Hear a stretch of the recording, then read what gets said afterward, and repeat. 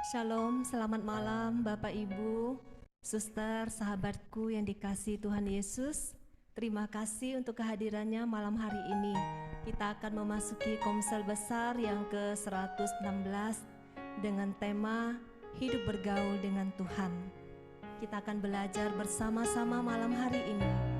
Kita ingin lebih mengenal Dia, bergaul dan menjadi sahabatnya. Mari kita siapkan hati kita.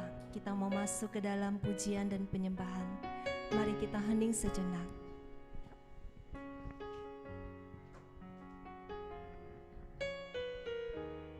Dalam nama Bapa dan Putra dan Roh Kudus, amin. Selamat malam Bapa, Tuhan Yesus, Allah Roh Kudus. Terima kasih Bapa untuk kesempatan baru malam hari ini. Engkau izinkan kami berkumpul kembali, menyatukan hati kami untuk memuji dan menyembah-Mu, mengalami hadirat-Mu yang indah, mengalami kuasa-Mu yang melawat setiap kami anak-anak-Mu yang haus dan lapar akan Engkau. Kami siap untuk masuk ke dalam hadirat-Mu Bapa. Biarlah Engkau sendiri yang bekerja, menjamah setiap hati kami. Engkau yang membawa setiap kami untuk makin mengenal-Mu. Mari kita nyatakan lagu ini sebagai doa kita. Kita mau mengenal Dia lebih lagi.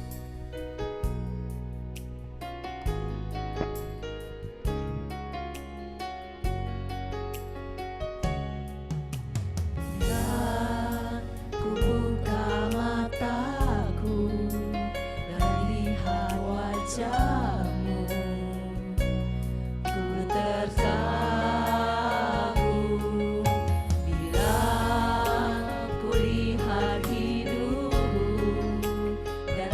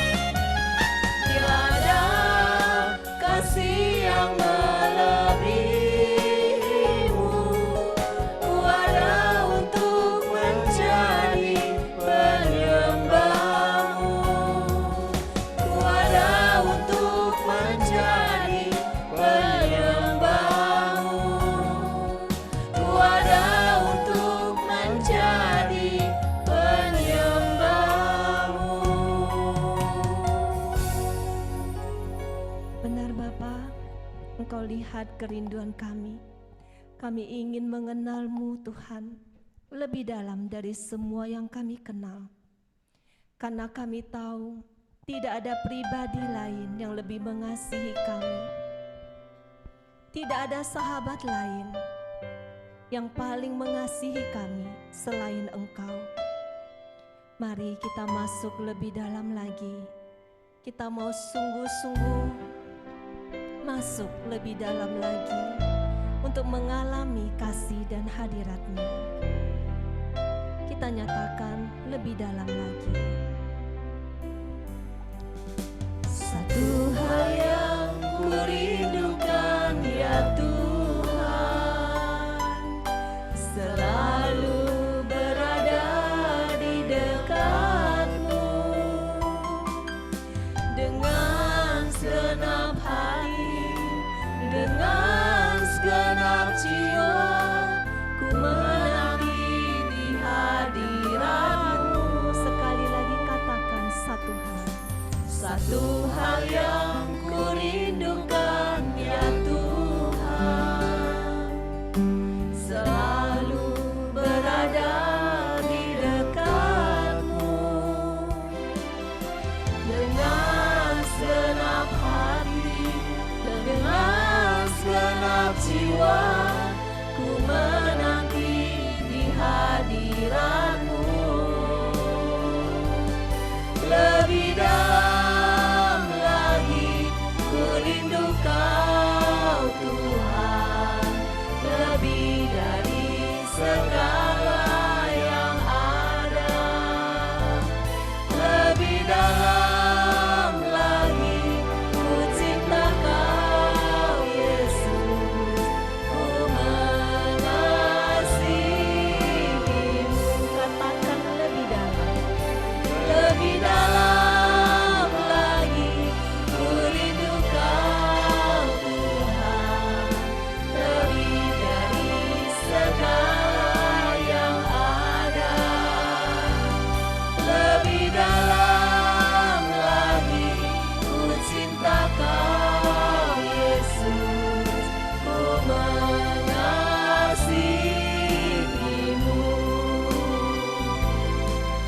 Ku mengasihi-Mu,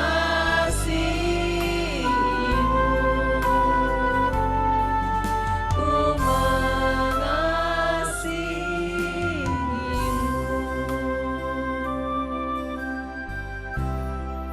Inilah yang kami rindukan Bapa. Kami rindu selalu berada di dekat-Mu. Kami rindu memberikan segenap hati kami, segenap jiwa kami hanya kepada-Mu. Bawa kami Roh Kudus, bawa kami lebih dalam lagi untuk mengalami indahnya cinta Bapa. Bawa kami lebih dalam lagi untuk memahami cinta Yesus, karena Dialah satu-satunya sahabat, sahabat yang paling setia, yang tidak pernah meninggalkan kami. Mari kita nyatakan, Tuhan Yesus setia. Dialah satu-satunya sahabat.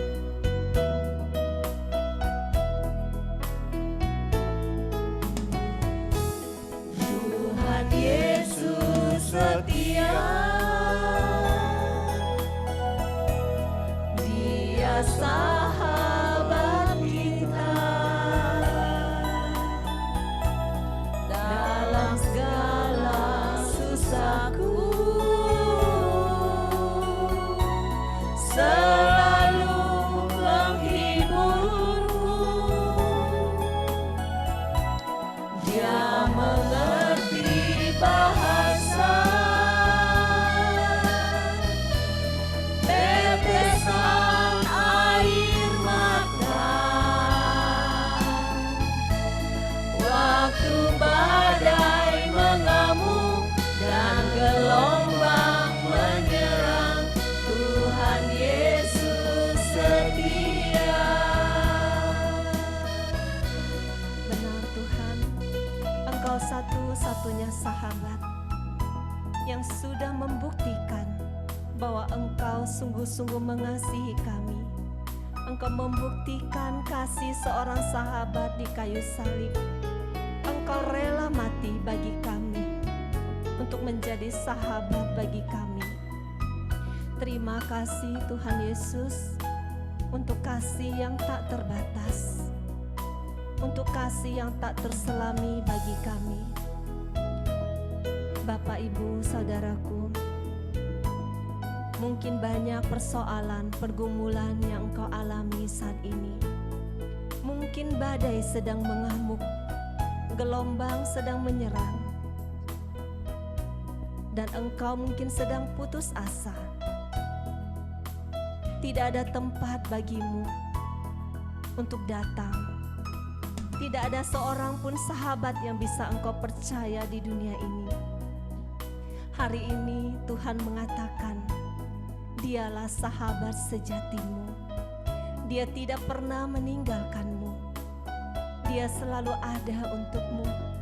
Dia sudah membuktikannya bahwa Dia sungguh-sungguh mencintaimu. Mari kita nyatakan sekali lagi, Tuhan Yesus setia. Tuhan Yesus setia, Dia sahabat kita. Dalam segala susahku,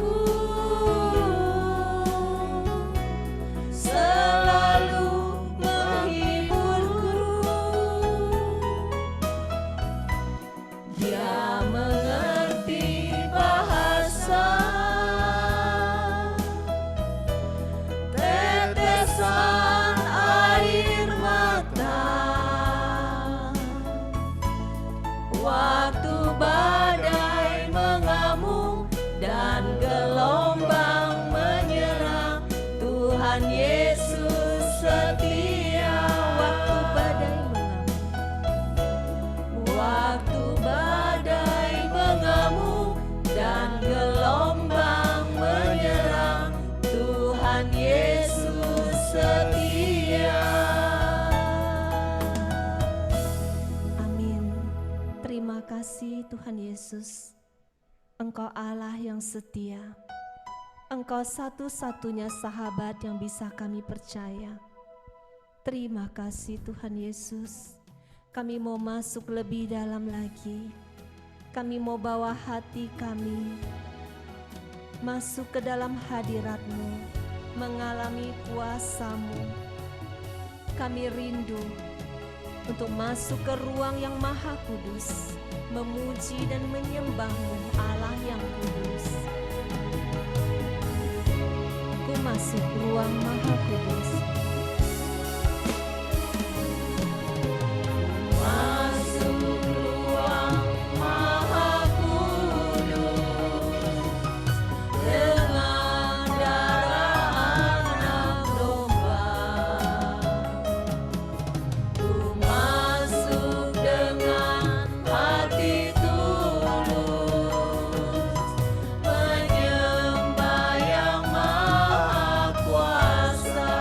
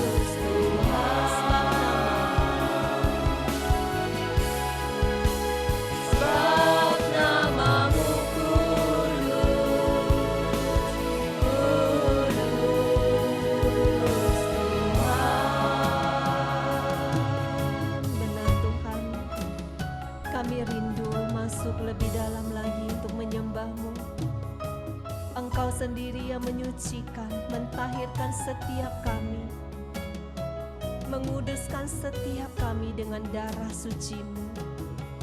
Saat ini bawa kami masuk ya Roh Kudus. Kami rindu menyembah Bapa. Kami rindu menyembahnya di dalam roh dan kebenaran. Mari kita masuk sekali lagi. Ku masuk ruang Maha Kudus.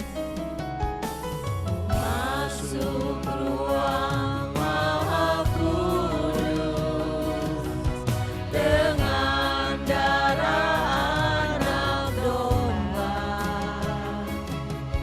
Ku masuk dengan hati tulus, menyembah yang Maha Kuasa.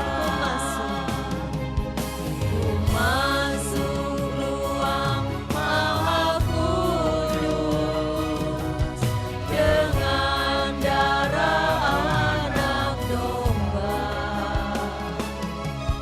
Ku masuk dengan hati tulus, menyembah yang Maha Kuasa. Menyembah Dia. Ku menyembah-Mu,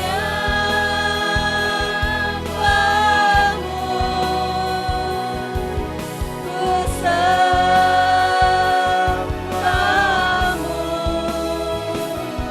ku menyembah-Mu,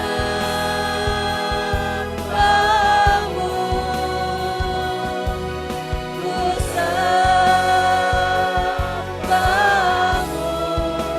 sebab nama-Mu kudus, kudus Tuhan. Sebab nama-Mu kudus, kudus Tuhan. Mari angkat tanganmu, sembahlah Dia. Ku menyembah-Mu,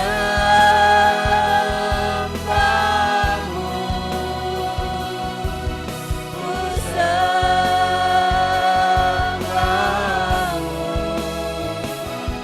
ku menyembah-Mu,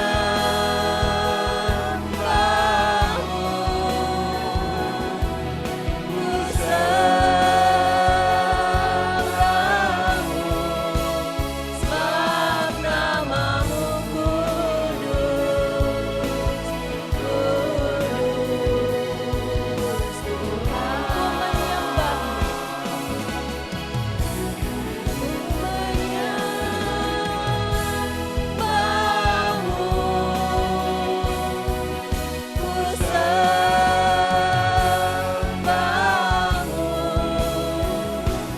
ku menyembah-Mu,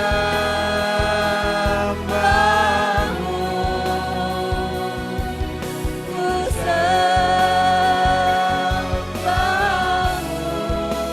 sebab nama-Mu kudus,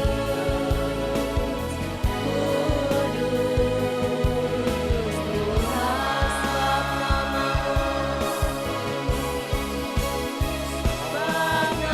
nama-Mu kudus,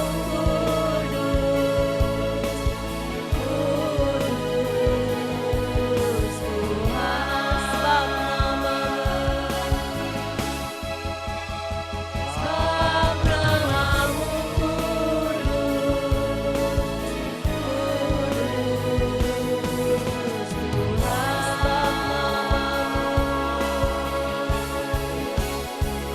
Sebab nama-Mu kudus, nama-Mu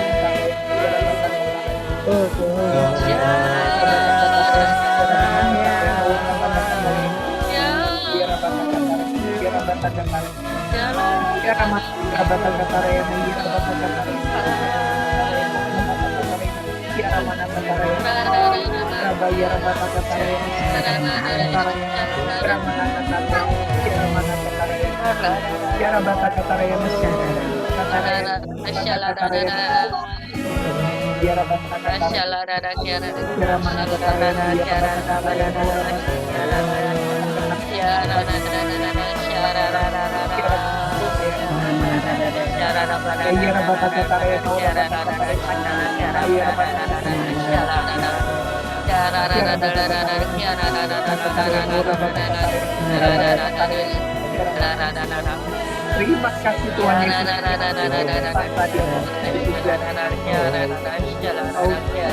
Kau Allah yang maha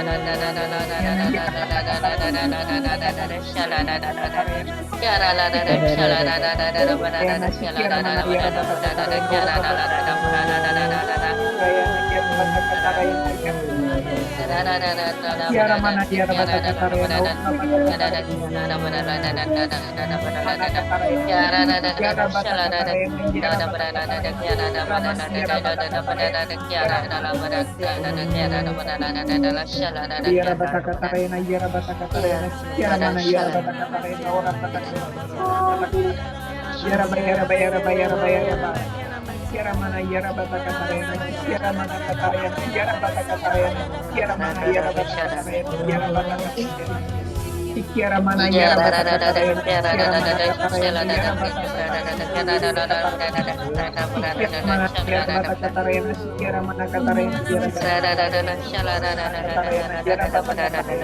Tuhan Yesus Kristus, Engkau Allah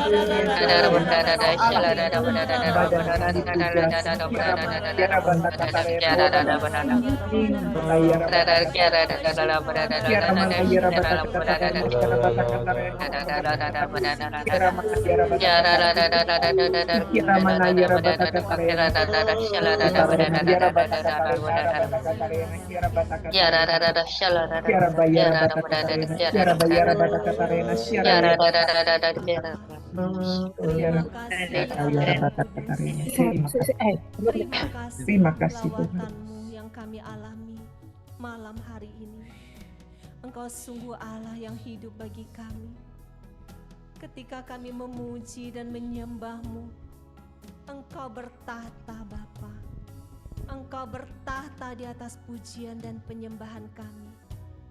Dan ketika Engkau hadir, kami percaya sesuatu yang baik terjadi. Pemulihan terjadi di tempat ini. Kesembuhan terjadi di tempat ini. Kelepasan terjadi di tempat ini. Terima kasih Bapa, terima kasih. Kami mau menyiapkan hati kami. Kami mau tetap tinggal di dalam hadirat-Mu. Kami rindu mengenal-Mu lebih dalam lagi di dalam firman-Mu. Kami mau siapkan hati kami untuk mendengarkan Engkau. Mari kita nyatakan, Dialah firman yang menjadi manusia.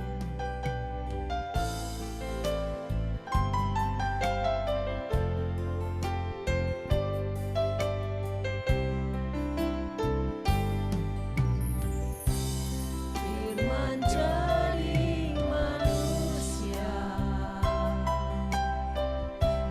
yang di antara kita. Ada hidup terang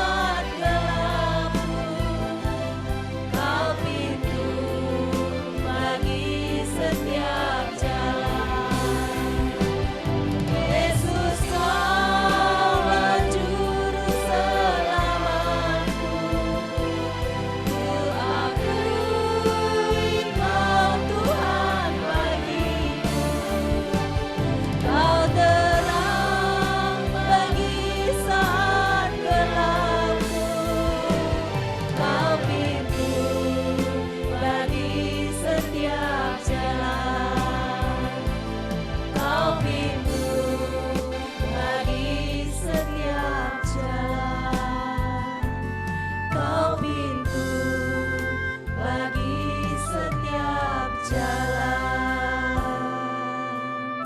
Amin. Benar Tuhan, Engkaulah terang bagi setiap kegelapan kami. Kami rindu mengenal terang itu lebih lagi. Pakailah kami Tuhan, hamba-Mu, pelayan-Mu yang tidak ada artinya ini. Urapi kami Paulus dan Vila, sucikan, kuduskan dan tahirkan kami. Segala kuasa-kuasa kegelapan yang mau menghalangi pekerjaan-Mu saat ini, kami mau satukan hati kami. Kami mau patahkan kuasanya di dalam nama Yesus, di dalam nama Yesus. Berfirmanlah ya Tuhan dengan bebas, pakailah kami dengan bebas, bekerjalah, kami siap untuk Engkau pimpin. Amin. Dalam nama Bapa dan Putra dan Roh Kudus. Amin.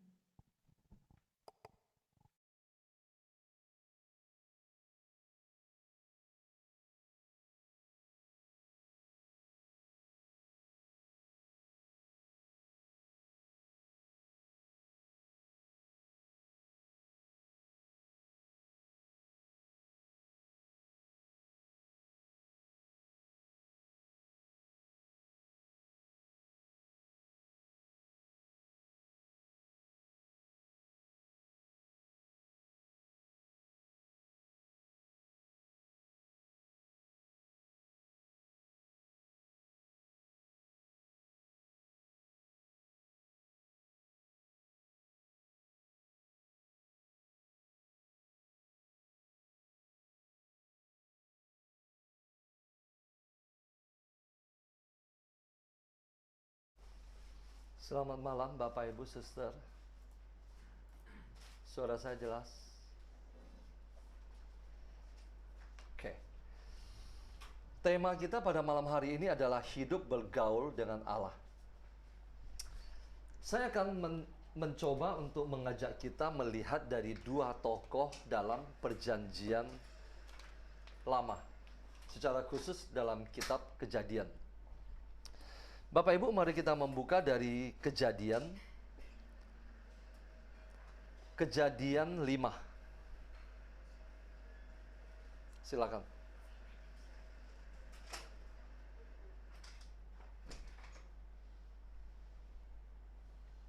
Kejadian 5.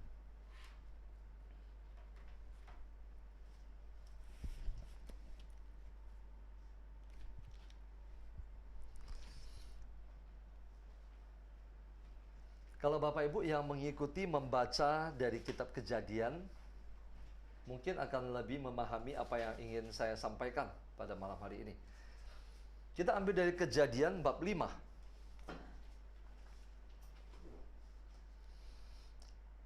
Saya akan memulainya dari ayat ke-6. Oke, Bapak Ibu sudah ketemu? Kejadian bab 5 ayat ke-6. Oke, mari kita tundukkan kepala. Selamat malam Bapa, Putra dan Roh Kudus. Terima kasih Tuhan. Di tengah segala kesibukan kami berjuang untuk duduk diam di bawah kaki-Mu, mendengarkan suara-Mu. Secara khusus pandanglah anak-anak-Mu yang saat ini begitu lapar dan haus akan firman-Mu. Curahkanlah Roh Kudus-Mu untuk mengurapi setiap di antara kami. Singkapkan misteri kerajaan surga, nyatakanlah kepada kami. Sembunyikanlah hamba-Mu ini di belakang salib-Mu. Berfirmanlah Tuhan, kami siap mendengarkan. Amin. Silakan skrinnya boleh dimatikan. Oke, Bapak Ibu. Kalau Bapak Ibu yang tadi saya bilang, kalau mengikuti mulai membaca dari kitab Kejadian, akan lebih memahami apa yang ingin saya sampaikan. Tema kita malam hari ini berbicara tentang hidup bergaul dengan Allah. Saya akan menyajikan dua tokoh dari tema kita pada malam hari ini. Yang pertama adalah Henokh dan yang kedua adalah Nuh. Siapa Henokh? Siapa Nuh? Coba kita lihat. Bapak Ibu, ketika manusia jatuh ke dalam dosa, akibat godaan iblis, maka manusia mulai beranak cucu dan kemudian melahirkan dua keturunan yang kita kenal sebagai Kain dan Habel, dan yang kita kenal sebagai dua jenis benih, yaitu yang baik dan yang jahat. Nah, Kain di mana kita identifikasi sebagai benih yang jahat, ingin menghancurkan yang baik, dan dia membunuh Habel atas godaan iblis. Kemudian sesudah dia membunuh Habel, maka bisa dikatakan garis keturunan ini tinggal satu, garis keturunan Kain. Dan tidak mungkin itu terjadi, tidak boleh terjadi. Kenapa? Karena Allah sudah menjanjikan nanti akan ada keturunan yang lahir untuk menghancurkan ular, yaitu iblis. Maka tetap harus ada keturunan dari yang baik ini. Alkitab mencatat sebagai ganti Habel, maka kalau kita lihat di Kejadian 4 ayat 25 bunyinya begini. Adam bersetubuh pula dengan istrinya sesudah Habel dibunuh. Lalu perempuan itu melahirkan seorang anak laki-laki dan menamainya Set. Sebab katanya, Allah telah mengaruniakan kepadaku anak yang lain sebagai ganti Habel, sebab Kain telah membunuhnya. Lahirlah seorang anak laki-laki bagi Set. Siapa Set? Yaitu anak Adam, pengganti Habel. Kenapa saya tekankan pengganti Habel? Karena dari Set inilah akan lahir keturunan-keturunan yang nanti akan menjadi orang pilihan, bangsa pilihan, dan kemudian menjadi melahirkan Mesias. Dari keturunan siapa? Set. Bukan dari keturunan Kain. Oke. Kemudian di ayat ke-26, lahirlah seorang anak laki-laki bagi Set juga, dan anak itu dinamainya Enos.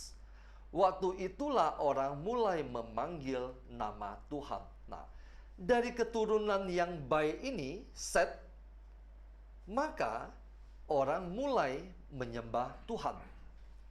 Oke. Sekarang saya akan memulai. Kita akan masuk ke dalam Kejadian 5 ayat ke-6. Saya akan mulai mencoba mengajak kita untuk melihat nenek moyang dari Henokh yang akan kita bicarakan pada malam hari ini. Ayat ke-6 bunyinya begini. Setelah Set hidup 105 tahun, ia memperanakkan Enos. Oke. Kita lompat ke ayat ke-9. Bapak Ibu ikutin saya terus ya. Kita lompat ke ayat ke-9. Setelah Enos hidup 90 tahun, ia memperanakkan Kenan. Kita lompat ke ayat ke-12. Setelah Kenan hidup 70 tahun, ia memperanakkan Mahalalel. Ayat 15, setelah Mahalalel hidup 65 tahun, ia memperanakkan Yared. Ayat 18, setelah Yared hidup 162 tahun, ia memperanakkan siapa? Henokh. Ia memperanakkan Henokh. Lalu ayat ke-21. Setelah Henokh hidup 65 tahun, ia memperanakkan Metusalah. Henokh hidup 65 tahun, lalu dia mempunyai seorang anak yang bernama Metusalah. Ayat ke-22. Dan Henok hidup bergaul dengan Allah selama 300 tahun lagi setelah ia memperanakkan Metusala. Dan ia memperanakkan anak-anak laki-laki dan perempuan. Henok hidup bergaul dengan Allah selama berapa tahun? 3 tahun? 300 tahun, Bapak Ibu. 300 tahun. Kemudian ayat ke-23, jadi Henok mencapai umur 365 tahun. Usia Henok gampang dihafal. 365. Seperti jumlah hari dalam 1 tahun. Henok hidup 365 tahun. Dia menghabiskan 300 tahun hidup bergaul dengan siapa? Allah. Hidup bergaul dengan Allah selama 300 tahun. Bayangkan. Ayat ke-24, dan Henok hidup bergaul dengan Allah, diulangi sekali lagi. Dan Henok hidup bergaul dengan Allah, lalu ia tidak ada lagi, sebab ia telah diangkat oleh Allah. Henok adalah salah satu yang ada di dalam kitab suci Perjanjian Lama yang diangkat oleh Allah dengan tubuh dan jiwanya. Dia diangkat oleh Allah. Kenapa? Supaya dia tidak mengalami kematian. Poin ini tolong diperhatikan Bapak Ibu. Henok diangkat oleh Allah. Dia diangkat ke dalam satu dimensi yang lain. Kenapa? Karena dunia ini tidak layak lagi buat dia. Dia hidup bergaul dengan Allah sehingga dia diangkat dari dunia ini.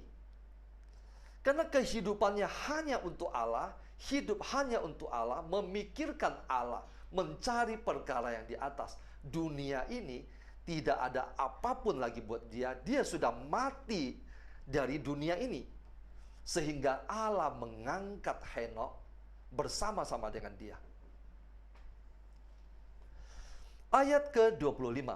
Setelah Metusala, siapa itu Metusala? Anak Henok. Metusala hidup 187 tahun. Ia memperanakkan Lamek. Kita lompat ke ayat ke-28. Setelah Lamek hidup 182 tahun, ia memperanakkan seorang anak laki-laki. Ayat 29. Dan memberi nama Nuh kepadanya, katanya, anak ini akan memberi kepada kita penghiburan dalam pekerjaan kita yang penuh susah payah di tanah yang telah terkutuk oleh Tuhan. Bapak Ibu, Henok orang benar. Henok diangkat. Kemudian dia mempunyai anak bernama Metusala. Metusala mempunyai anak bernama Lamek. Lamek mempunyai anak bernama Nuh. Nah, siapa itu Nuh? Bapak Ibu, kita semua sama-sama tahu. Nuh adalah orang yang dipilih di antara semua manusia di atas muka bumi. Tadi Henok diangkat supaya tidak mengalami kematian. Kenapa dia diangkat? Karena dia hidup bergaul dengan Allah. Sekarang kita mau lihat tokoh yang kedua, Nuh. Kenapa Nuh dipilih, diselamatkan ketika Allah menghancurkan seluruh bumi, manusia beserta alam ciptaan dengan air bah? Kenapa dia memilih Nuh? Ada apa dengan Nuh? Coba kita lihat. Bapak Ibu, kita lompat ke Kejadian 6 ayat ke-8. Kejadian 6, jadi dilanjutkan terus. Kejadian 6 ayat 8. Kisah ini sesudah Allah memutuskan untuk menghancurkan bumi dengan air bah. Bunyinya begini, tetapi Nuh mendapat kasih karunia di mata Tuhan. Nah, pertanyaannya, kenapa Nuh mendapat kasih karunia? Apakah karena Allah pilih kasih? Ayat ke-9 bunyinya begini, inilah riwayat Nuh. Nuh adalah seorang yang benar dan tidak bercela di antara orang-orang sezamannya. Ketika seluruh dunia penuh dengan kejahatan, manusia hidup suka-sukanya sendiri. Ketika manusia tidak ada satupun yang benar, maka Allah melihat ternyata di antara itu ada satu orang manusia yang bernama Nuh. Seorang yang benar dan tidak bercela di antara orang-orang sezamannya. Kalau kita katakan kita menjadi jahat bukan karena salah kita, tetapi kita dilahirkan di dalam lingkungan yang jahat, tidak demikian dengan Nuh. Kalau kita katakan kita hidup dalam dunia malam karena saya bergaulnya dengan orang-orang dunia malam. Tidak demikian dengan Nuh. Nuh adalah seorang yang benar dan tidak bercela di antara orang-orang sezamannya. Dan Nuh itu hidup bergaul dengan Allah. Nuh ini mirip siapa? Nuh mirip nenek moyangnya, Henokh. Henokh hidup bergaul dengan Allah. Nuh hidup bergaul dengan Allah. Karena Nuh hidup bergaul dengan Allah, ia benar dan tak bercela di antara orang-orang sezamannya. Ketika iblis bersorak gembira ketika Tuhan memutuskan untuk menghancurkan bumi dengan air bah, ternyata tampil seorang Nuh. Dialah yang layak, yang memenuhi kriteria untuk diselamatkan. Dia juga boleh kita katakan sebagai diangkat dari kematian. Ketika seluruh dunia mati, maka Nuh itu diangkat. Dia diangkat, ditempatkan di atas bahtera. Dan bukan hanya dia, tetapi dia juga menyelamatkan istri dan anak-anaknya, dan juga menantu-menantunya. Henokh hidup bergaul dengan Allah, Nuh hidup bergaul dengan Allah. Saya akan tunjukkan satu ayat lagi, yaitu bab 7 ayat 1. Kejadian bab 7 ayat 1. Kita baca bersama-sama.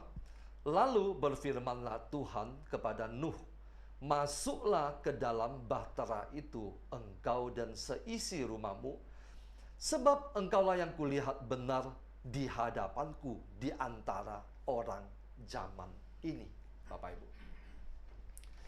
ketika seluruh manusia, orang-orang di sekitar kita hidup bejat, kita tidak mengikuti mereka. Ketika kita tidak mengikuti mereka, maka kita akan diluputkan ketika Tuhan mendatangkan malapetaka untuk menghancurkan mereka semua. Engkau dan seisi rumahmu, sebab engkaulah yang kulihat benar di hadapanku. Bapak Ibu, tidak dikatakan di sini istri Nuh hidup benar di hadapan Tuhan. Tidak juga dikatakan anak-anaknya hidup benar. Tetapi Tuhan mengatakan, sebab engkaulah, artinya satu orang Nuh. Karena satu orang Nuh hidup benar, maka dia menyelamatkan seluruh keluarganya. Meskipun mungkin anaknya juga memiliki kehendak bebas, seandainya kalau anaknya beserta istrinya tidak mau ikut masuk ke dalam bahtera itu. Oke, Bapak Ibu. Lalu, apa yang bisa kita lihat dalam Perjanjian Baru yang berbicara tentang hidup bergaul dengan Allah? Saya akan mengajak kita membuka dari Injil Yohanes bab 1 ayat yang ke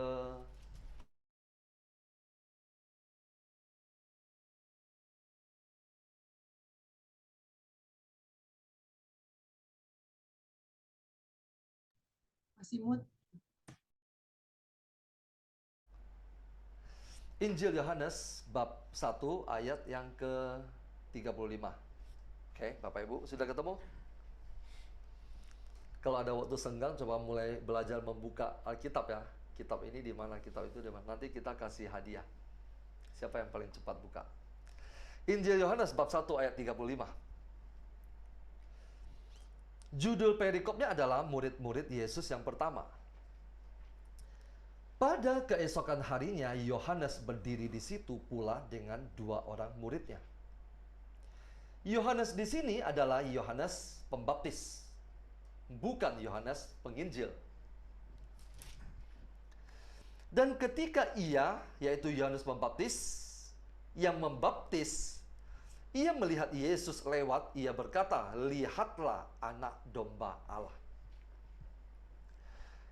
Kedua murid itu mendengar, jadi ada 2 orang murid. Murid itu tadinya adalah murid Yohanes Pembaptis. Tetapi ketika Yohanes Pembaptis melihat Yesus dan dia berkata, "Lihatlah anak domba Allah."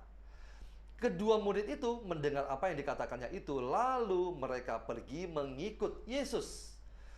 Yohanes Pembaptis tadinya memiliki murid, tetapi sekarang tampil Yesus, dia mendorong muridnya kepada Yesus.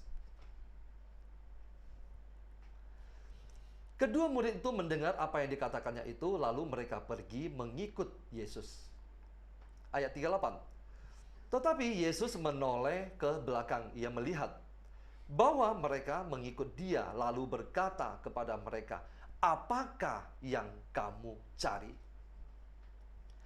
Kata mereka kepadanya, kata kedua murid itu kepada Yesus, "Rabi," artinya guru, "di manakah engkau tinggal?" Mereka berdua bertanya kepada Yesus, "Engkau tinggal di mana, guru?" Ayat 39. Yesus berkata kepada mereka, "Marilah dan kamu akan melihatnya." Mereka pun datang dan melihat di mana ia tinggal. Dan hari itu mereka tinggal bersama-sama dengan dia. Waktu itu kira-kira pukul 4. Kalau di dalam Alkitab ditulis dengan jelas jam, berarti itu adalah peristiwa yang sungguh-sungguh historikal. Artinya terjadi, benar-benar terjadi, dan jamnya juga tepat. Apa yang mau dikatakan dari Injil yang singkat ini? 2 orang murid ini ketika mereka menemukan Yesus, mereka mengikut Yesus. Tetapi Yesus menoleh ke belakang dan melihat mereka mengikutinya, lalu bertanya, "Apa yang kamu cari?" Mereka berdua bertanya tentang tempat tinggal. "Di manakah engkau tinggal?" Yesus tidak mengatakan kepada mereka berdua dia tinggal di mana. Tetapi Yesus mengundang mereka untuk datang bersama-sama dengan dia. "Marilah dan kamu akan melihatnya." Dan Alkitab mencatat mereka pun datang dan melihat di mana ia tinggal. Dan hari itu mereka tinggal bersama-sama dengan dia, Bapak Ibu. Hidup bergaul dengan Allah. Kedua orang murid ini ketika menemukan Yesus, mereka ingin tinggal bersama dengan Yesus. Dan Yesus mengundang mereka untuk tinggal bersama dengan Dia. Di situ dikatakan, dan hari itu mereka tinggal bersama-sama dengan Yesus. Bapak Ibu, ketika Anda dan saya diundang untuk masuk ke dalam kehidupan Yesus, marilah dan kamu akan melihatnya. Maka Yesus mengundang Anda dan saya untuk memasuki kehidupannya, untuk hidup bergaul dengan Dia. Kedua orang murid itu satu hari itu masuk dalam kehidupan Yesus, tinggal bersama dengan Dia, hidup bergaul dengan Dia, dan mereka bergaul dengan Dia, tinggal bersama dengan Dia sampai selama-lamanya. Sampai selama-lamanya. Bukan cuma satu hari itu, bukan 1 tahun, bukan pula 3,5 tahun sesudah Yesus meninggal.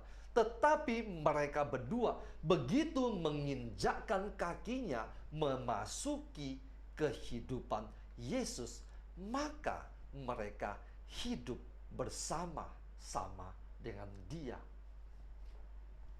Bapak Ibu, saya akan tunjukkan ada satu ayat, yaitu Yohanes 14 ayat 23. Tidak usah dibuka, nggak apa-apa, saya akan bacakan.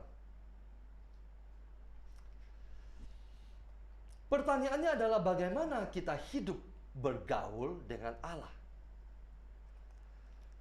Di antara kita ingin hidup bergaul dengan Allah. Kita ingin memasuki kehidupan yang lebih intim dengan Yesus. Betul? Pertama-tama adalah tanggapi panggilan Yesus. Marilah dan kamu akan melihatnya. Di dalam Injil Yohanes bab 14 ayat 23 bunyinya begini. Jawab Yesus, "Jika seorang mengasihi aku, ia akan menuruti firman-Ku. Dan Bapa-Ku akan mengasihi dia. Dan kami akan datang kepadanya dan diam bersama-sama dengan dia." Firman Tuhan adalah kunci untuk hidup bergaul dengan Allah. Yesus mengundang kita, dan kita menanggapi panggilan itu, tawaran itu. Jika seorang mengasihi Yesus, Bapak Ibu, Anda mengasihi Yesus. Jika Anda dan saya mengasihi Yesus, ia akan menuruti firman-Ku, kata Yesus. Ketika Anda dan saya menuruti firman Yesus, firman Tuhan, maka Bapa-Ku akan mengasihi dia, dan kami akan datang diam bersama-sama dengan dia. Anda dan saya mengasihi Yesus, maka kita menuruti firman-Nya. Ketika kita mengasihi Sang Firman, maka Bapa mengasihi kita. Maka Bapa bersama dengan Sang Firman akan datang kepada kita dan diam bersama-sama dengan kita. Maka kita dapat hidup bergaul dengan Allah. Saya akan tunjukkan satu ayat lagi. Bagaimana caranya kita hidup bergaul dengan Allah. Yohanes 6 ayat 56 bunyinya begini. Barang siapa makan dagingku dan minum darahku, ia tinggal di dalam aku dan aku di dalam dia. Hidup bergaul dengan Allah. Ekaristi. Tadi firman, sekarang ekaristi. Barang siapa makan dagingku, kata Yesus, dan minum darahku, maka ia tinggal di dalam aku dan aku di dalam dia.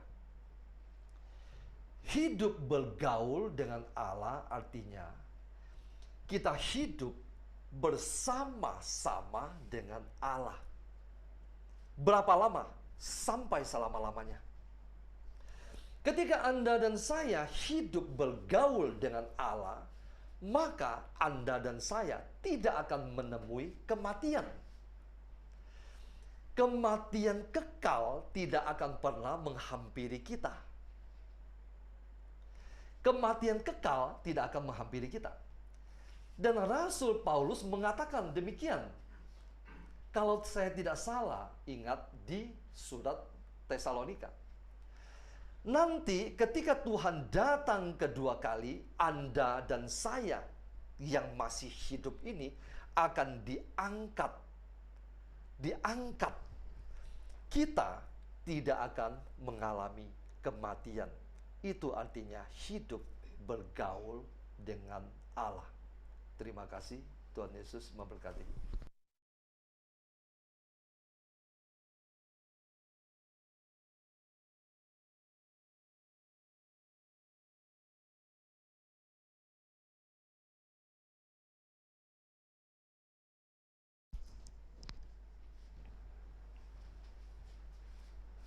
Saya lanjutkan, hidup bergaul dengan Allah adalah hidup menjadi sahabat Allah. Sejak kita dilahirkan di dalam dunia, sebelum kita mengenal Allah, pergaulan kita adalah pergaulan dengan dunia. Orang tua, saudara, teman, sahabat, semua yang ada di dunia. Kita lahir, hidup, dan bertumbuh di dalam dunia dan pergaulan dunia. Ketika kita mulai dilahirkan di dalam roh, kita masuk ke dalam pengenalan akan Allah, yaitu Bapa, Putra, dan Roh Kudus. Dengan mengenal pribadinya lewat firman Tuhan, sehingga kita membangun relasi dengan Allah, bergaul dengan Allah. Jika tidak, kita pasti menjadi orang Kristen yang hanya KTP atau di permukaan. Di dunia ini kita mengenal ada yang namanya teman, ada yang namanya sahabat. Seorang sahabat itu lebih dalam hubungannya, lebih spesial di hati kita dibanding teman-teman yang lain. Ada kepercayaan yang lebih tinggi, ada kesetiaan di dalamnya. Sahabat menjadi tempat curhat, berbagi cerita, baik cerita tawa maupun tangis. Begitu juga di saat kita menjadikan Allah sebagai sahabat, Dia menempati posisi istimewa di hati kita. Sekarang sudah di mana posisi Tuhan di hati kita saat ini? Apakah Dia sudah menjadi sahabat kita?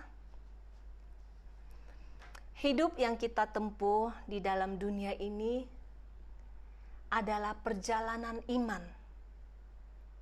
Dari iman anak menjadi iman sahabat. Itu sudah pernah saya bawakan di level sesi level iman. Proses-proses pergumulan hidup yang Tuhan izinkan terjadi menuntun kita menaiki tangga iman itu. Dari iman anak menjadi iman murid, dari murid menjadi hamba, dari hamba menjadi mempelai, dari iman mempelai menjadi iman sahabat. Bergaul dengan Allah adalah proses menjadikan Dia sebagai sahabat di dalam perjalanan kita di dunia ini dan sampai kepada kekekalan. Dalam Yohanes 15 ayat 15 berkata, "Aku tidak menyebut kamu lagi hamba, sebab hamba tidak tahu apa yang diperbuat oleh tuannya. Tetapi aku menyebut kamu sahabat, karena aku telah memberitahukan kepada kamu segala sesuatu yang telah kudengar dari Bapa-Ku." Ketika iman kita masih di level hamba, masih ada sebuah jarak, ada sebuah batas antara Tuan dan hamba. Ada banyak hal yang hamba tidak tahu tentang tuannya. Bagian hamba hanya taat melakukan perintah. Di level iman ini kita tidak tahu maksudnya Tuhan apa sih izinkan semua hal terjadi, proses, persoalan di dalam hidupku ini.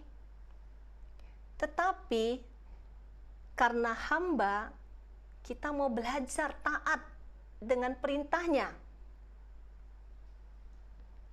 Di fase ini banyak pertanyaan. Mengapa Tuhan? Mengapa hidupku seperti ini?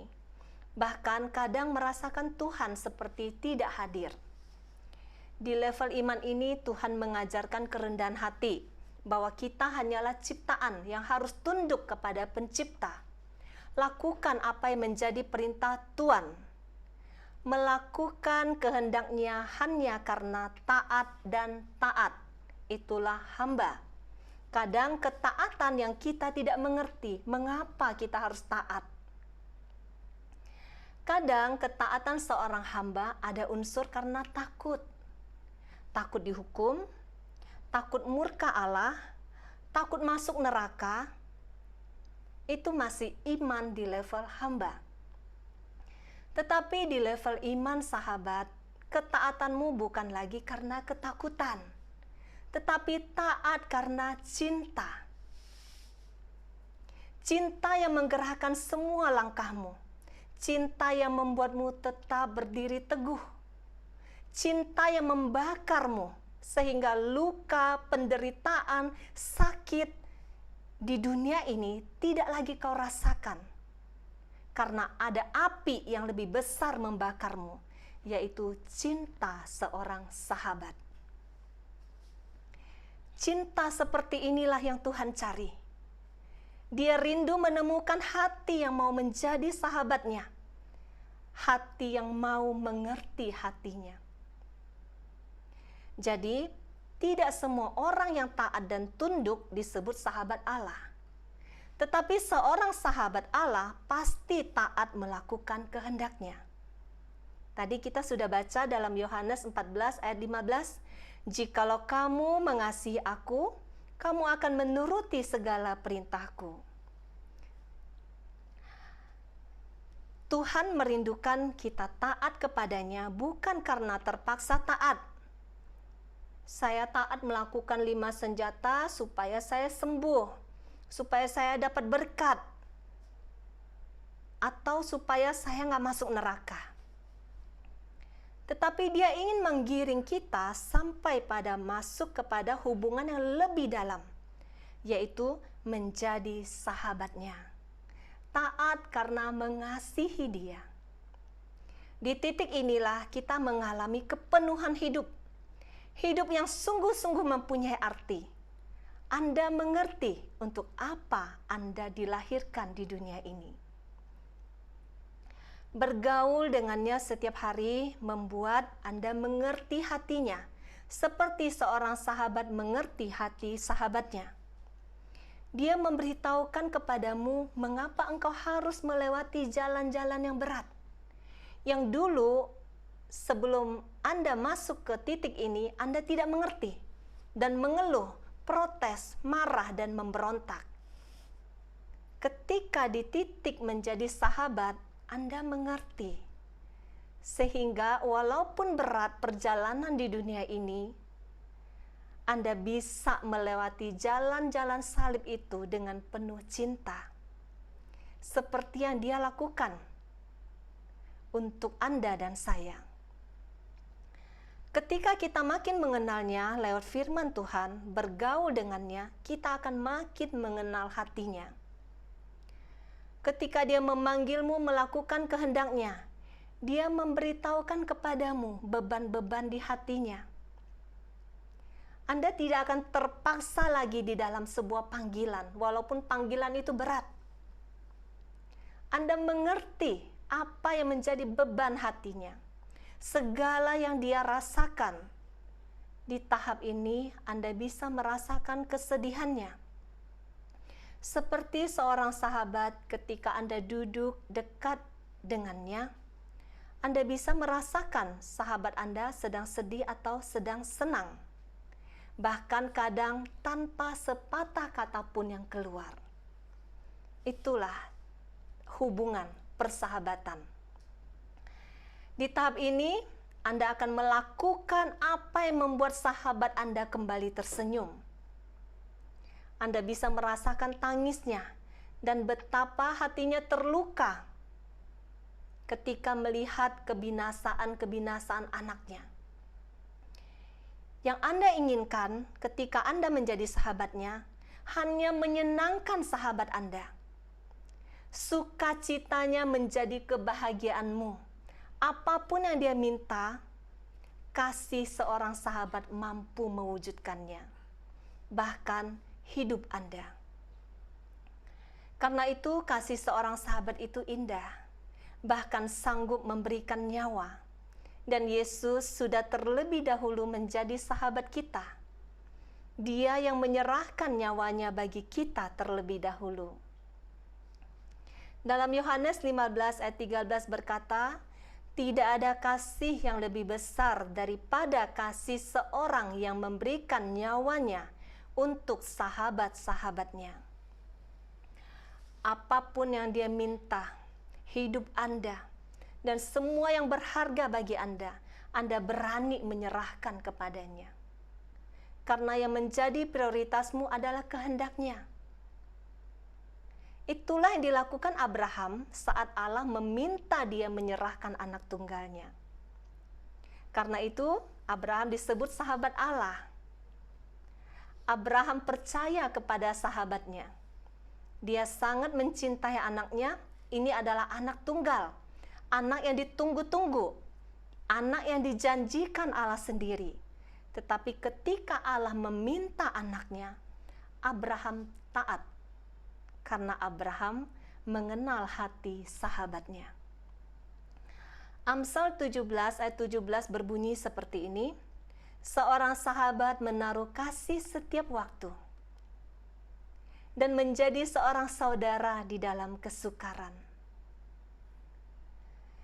Kasih seorang sahabat tidak akan pernah mencelakakan, tidak akan pernah melukai. Itulah kepercayaan seorang Abraham. Kita juga mengenal Henokh yang tadi sudah disebut.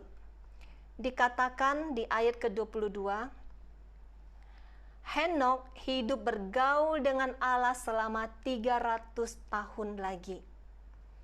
Sebuah persahabatan itu indah, hubungan yang sudah teruji oleh proses dan waktu.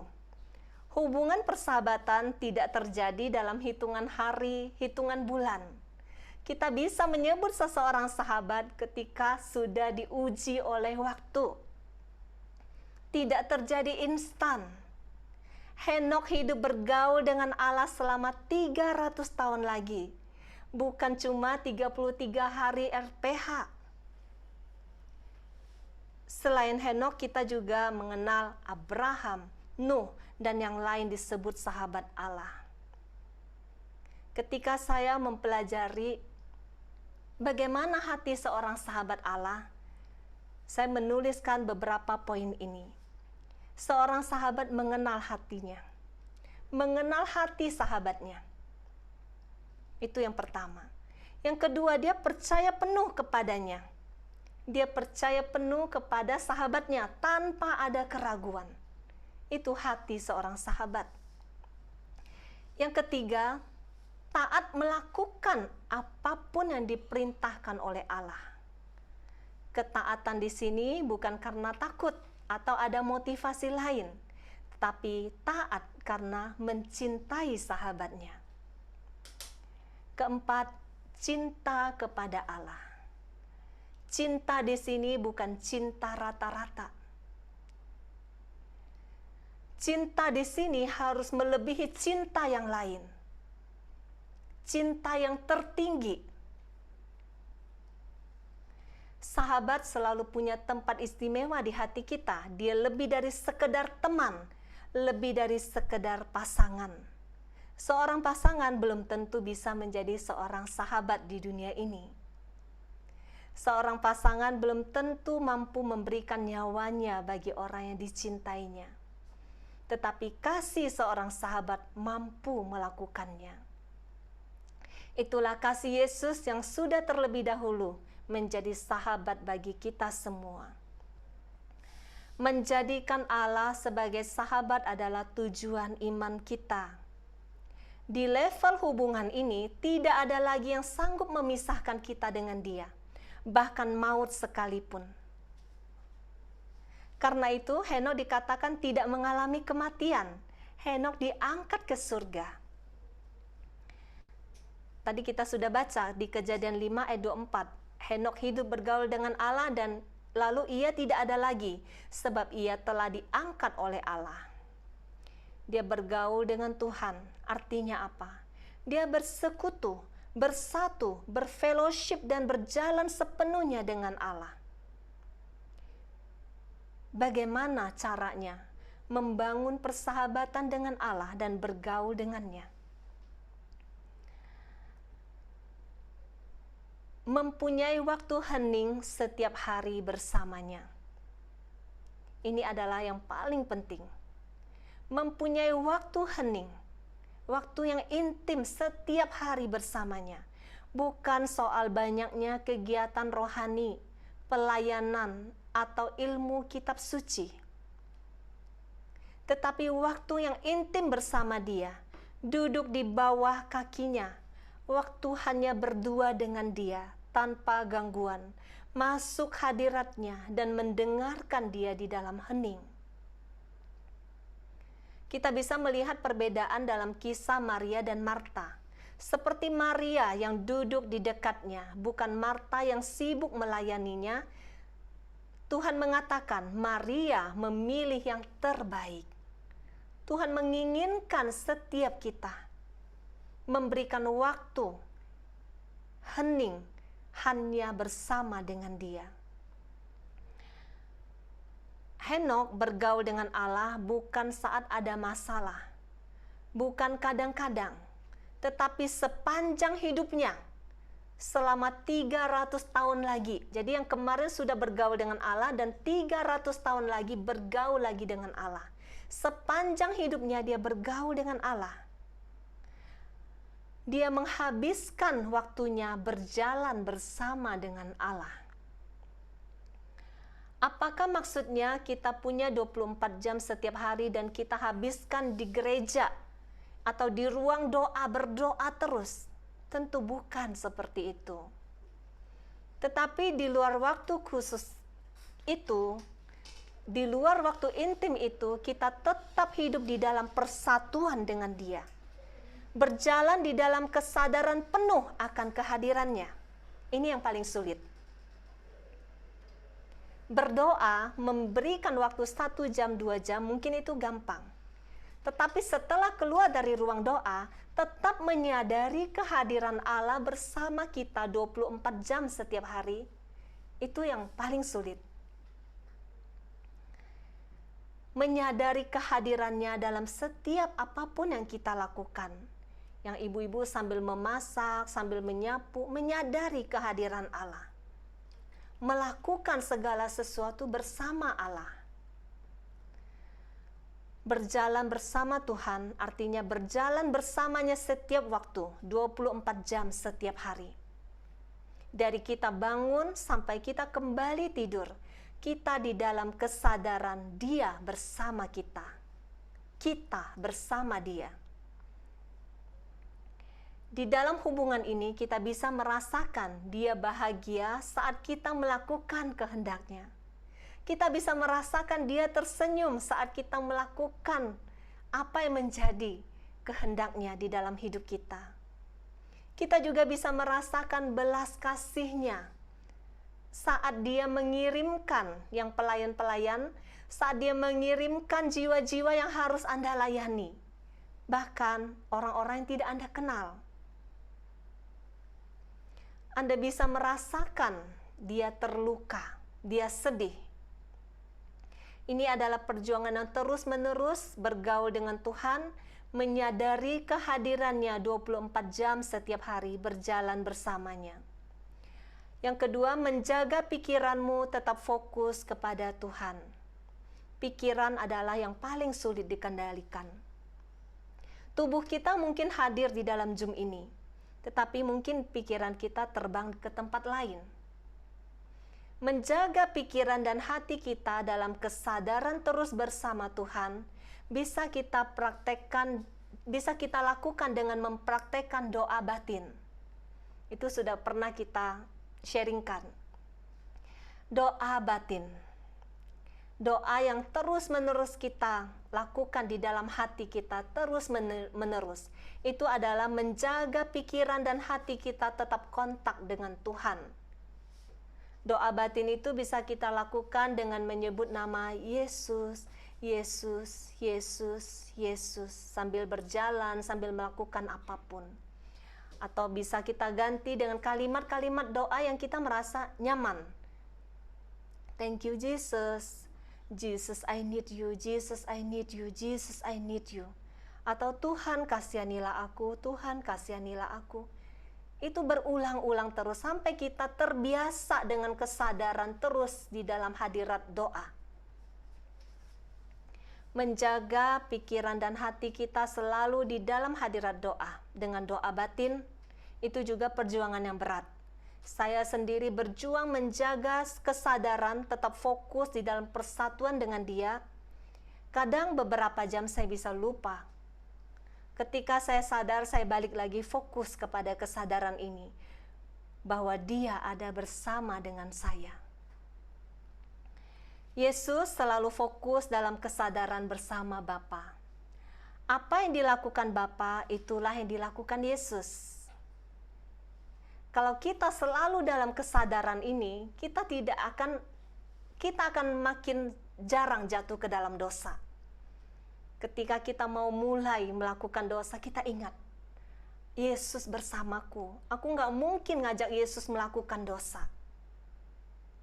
Ketika masih dalam ikatan-ikatan. Ketika Anda menyadari Yesus selalu bersama dengan Anda tidak akan mampu melakukan dosa. Di dalam Yohanes 5 ayat 19 berkata, maka Yesus menjawab mereka, katanya, aku berkata kepadamu, sesungguhnya anak tidak dapat mengerjakan sesuatu dari dirinya sendiri, jikalau tidak ia melihat Bapa mengerjakannya.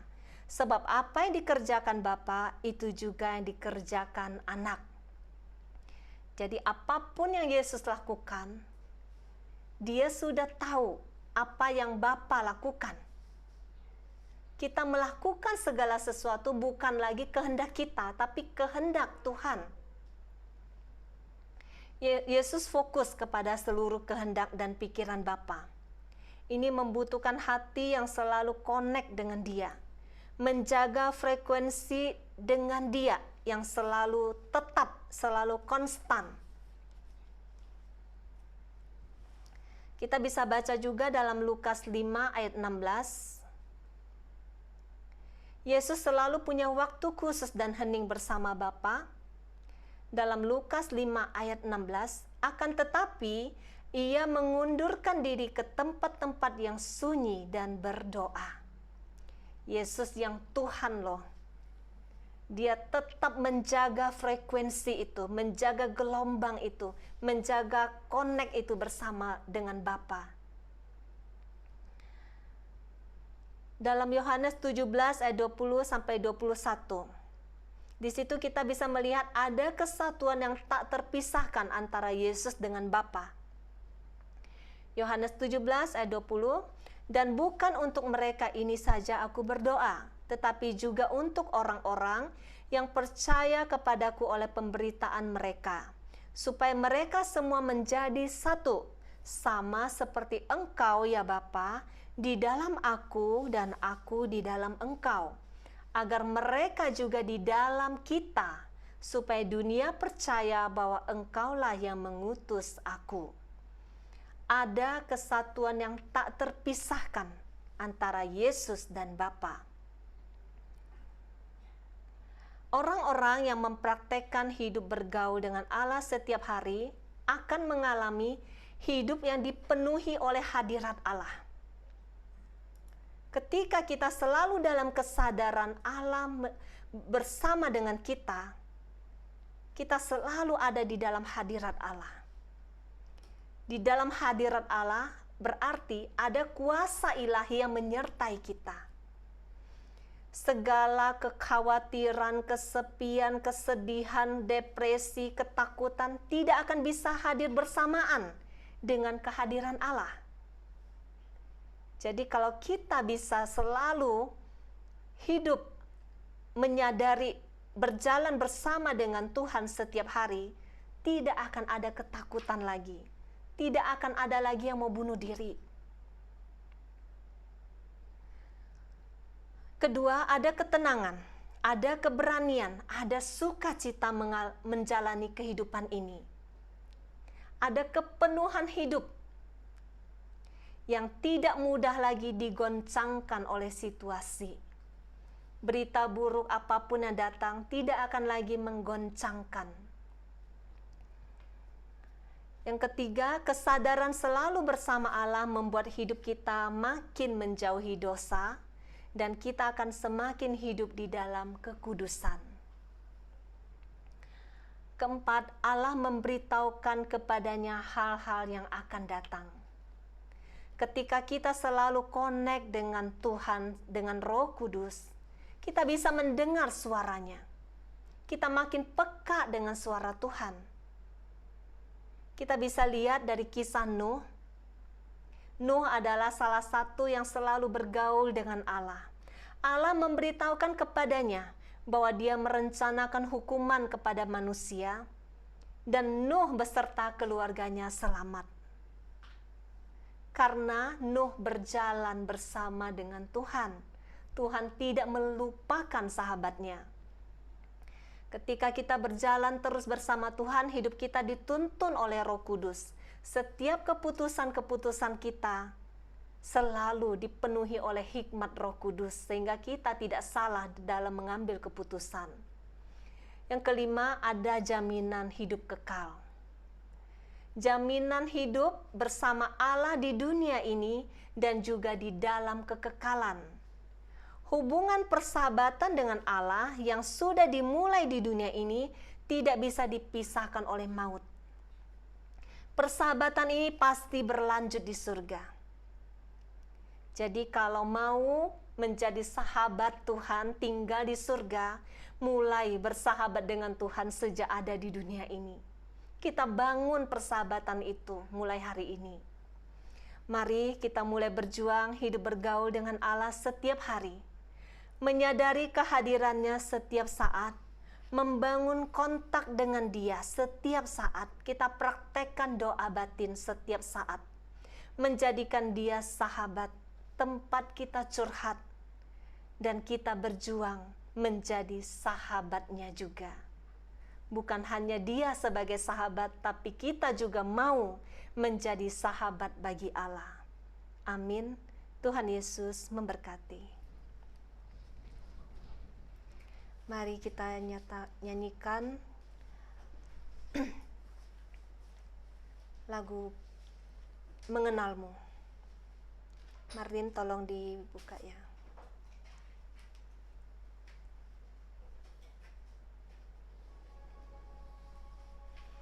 Kita nyatakan lagu ini sebagai doa kita. Kita rindu untuk mengenal Dia lebih lagi, sahabat kita.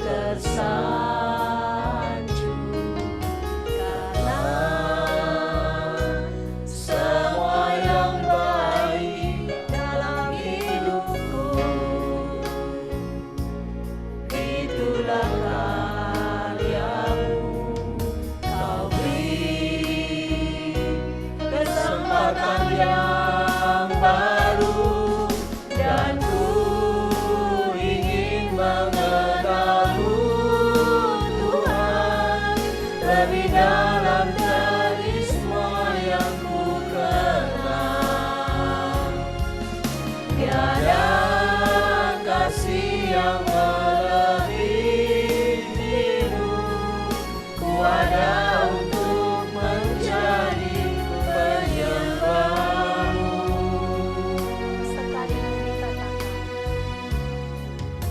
Bila ku buka mataku dan lihat wajahmu, ku terkagum.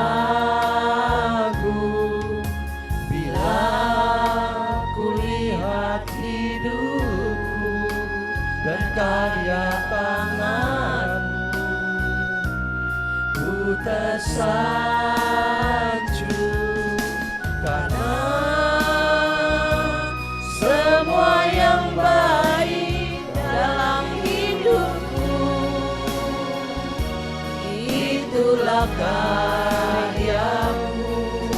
Kau beri kesempatan yang baru dan ku ingin mengenalmu Tuhan lebih dalam dari semua yang ku kenal. Tiada kasih yang melebihimu, ku ada untuk menjadi penyembahmu. Ingin mengenalmu Tuhan lebih dalam dari semua yang ku kenal. Tiada kasih yang melebihimu, ku ada untuk menjadi penyembahmu. Ku ada untuk menjadi penyembahmu. Ku ada untuk menjadi penyembahmu.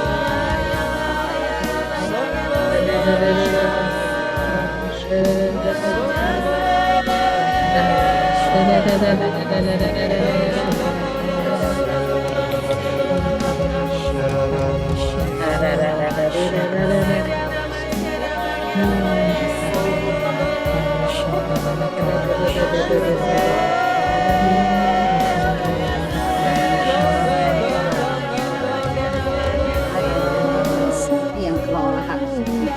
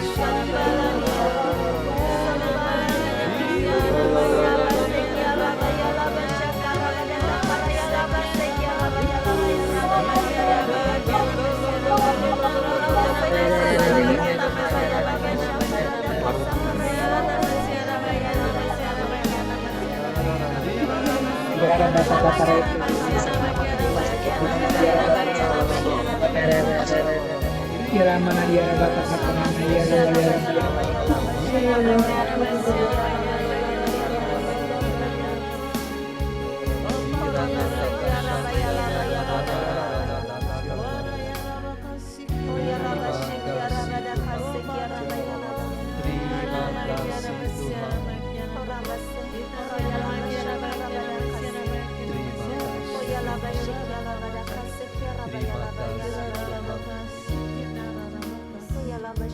Terima kasih Tuhan.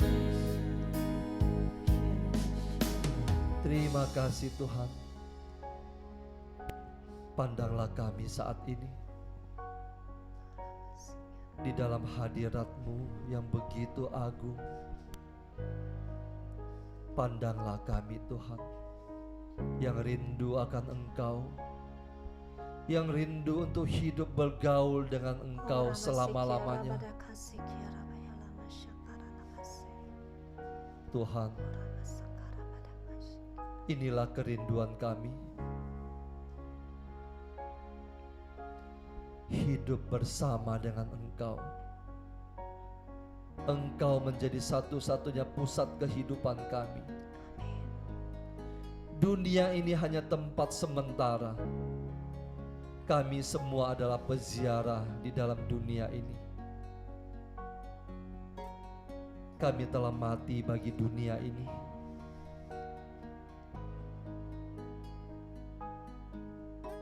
Kami hanya merindukan Engkau Tuhan. Kami ingin hidup bergaul dengan Engkau. 300 tahun, 1000 tahun, sampai selama-lamanya. Tidak ada maut yang dapat memisahkan kami dengan Engkau. Tidak ada apapun juga yang dapat memisahkan kami dengan Engkau Tuhan. Pada malam hari ini, Yesus mengundang Anda dan saya. Dia mengundang Anda untuk masuk ke dalam kehidupannya. Marilah, mari kita masuk ke dalam kehidupannya.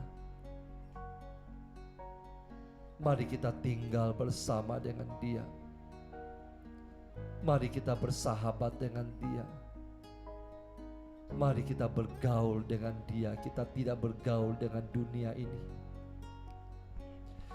Kita tidak bergaul dengan dosa. Kita tidak bergaul dengan kejahatan.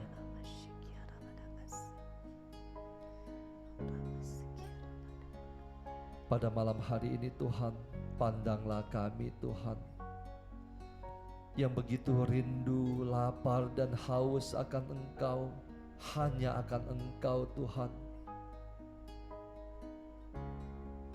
Engkau satu-satunya jalan, kebenaran dan hidup. Hanya dengan bergaul bersama dengan Engkau, kami dapat hidup selama-lamanya. Kematian tidak akan menghampiri kami. Kebinasaan tidak akan mendekati kami. Kami akan hidup kekal selama-lamanya. Saat ini Tuhan, kami begitu rindu akan keluarga kami, boleh mengalami seperti apa yang kami alami.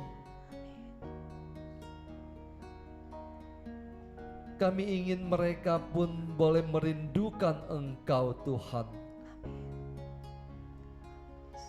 Secara khusus mereka yang masih jauh daripada-Mu Tuhan. Mereka yang masih bergaul dengan dunia ini. Mereka yang masih bergaul di dalam dosa, Tuhan tolong Tuhan saat ini Tuhan, biarlah kuasa-Mu Tuhan menjamah mereka Tuhan. Menjamah setiap anggota keluarga kami, anak-anak kami Tuhan. Satu persatu Tuhan. Pandang mereka Tuhan satu persatu Tuhan.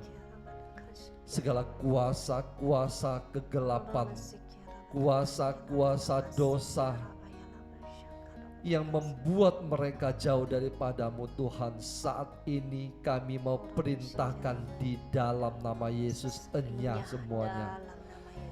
Di dalam nama Yesus segala kuasa-kuasa kegelapan yang mencoba untuk merebut anak-anak kami dari tangan-Mu Tuhan, kami perintahkan di dalam nama-Mu, enyah saat ini juga.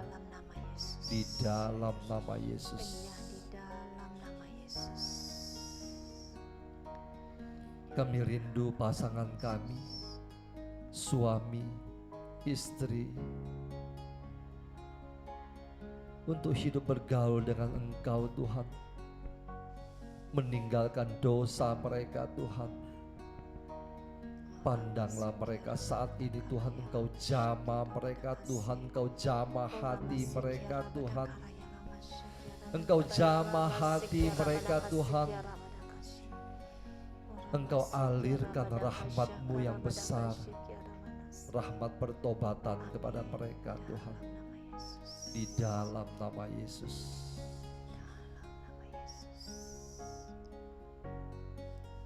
Untuk semua orang yang kami kasihi Tuhan, yang tidak tahu jalan pulang saat ini, yang terperangkap oleh pergaulan dengan dunia ini, mereka yang tidak menemukan jalan pulang, buka jalan bagi mereka Tuhan, buka jalan bagi mereka.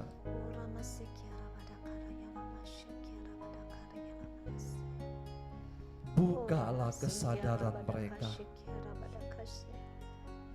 agar mereka boleh menemukan kembali Engkau sebagai satu-satunya jalan pulang. Di dalam nama Yesus. Terima kasih Tuhan, terima kasih Tuhan. Kami telah mati bagi dunia ini. Biarlah kami hidup hanya untuk Engkau saja Tuhan.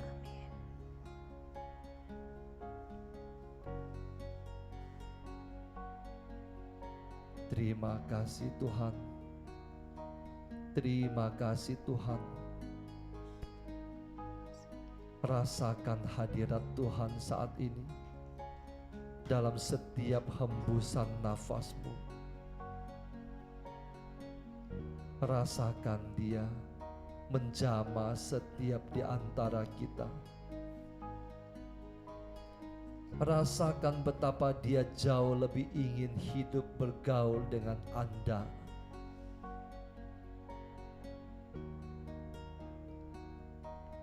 Rasakan betapa Tuhan jauh lebih mengasihi kita, mengasihi orang-orang yang kita cintai.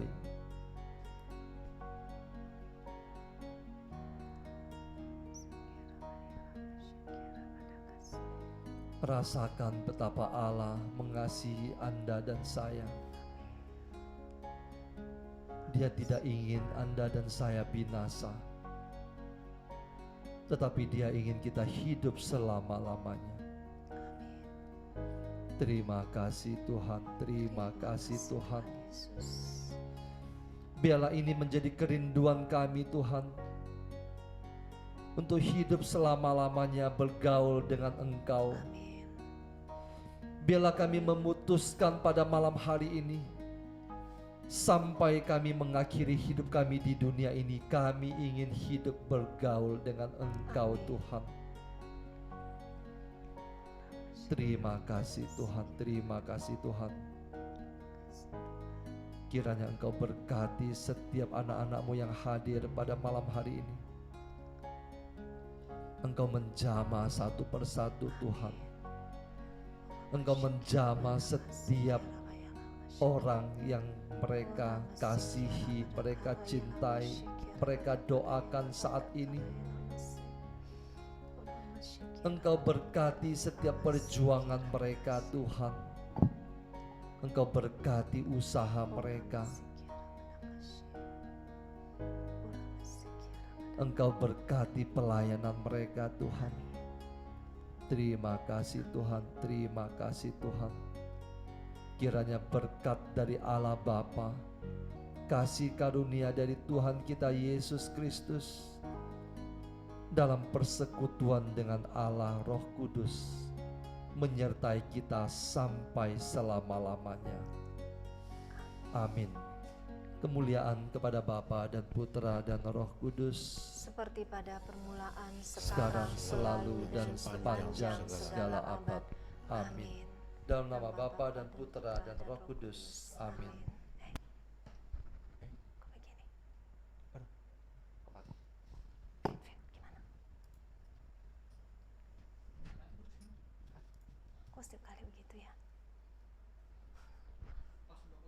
Iya.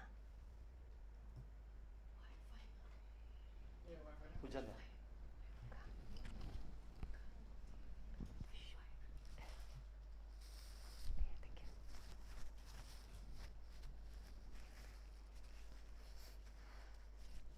Kasih tahu dulu.